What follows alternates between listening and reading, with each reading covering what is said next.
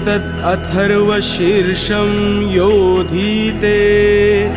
स ब्रह्म भूयाय कल्पते स सर्वतः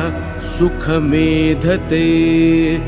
स सर्वविघ्नैर्न बाध्यते स पञ्चमहापापात् प्रमुच्यते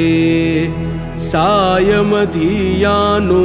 दिवसकृतं पापं नाशयति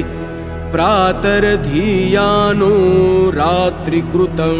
पापं नाशयति सायं प्रातः प्रयुञ्जानो अपापो भवति सर्वत्र धियानोपविघ्नो भवति धर्मार्थकाममोक्षं च विन्दति इदमथर्वशीर्षमशिष्याय न देयं यो यदि मोहाद्दास्यति स पापियान् भवति सहस्रावर्तनात् यं यं काममधीते तं तमनेन साधयेत् अनेन गणपतिमभिषिञ्चति स वाग्मी भवति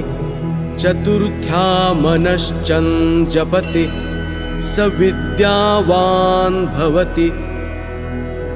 इत्यथर्वणवाक्यं ब्रह्माद्यावरणं विद्यात् न विभेति कदाचनेति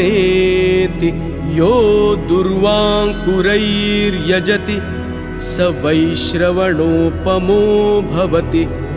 यो लाजैर्यजति स यशोवान्।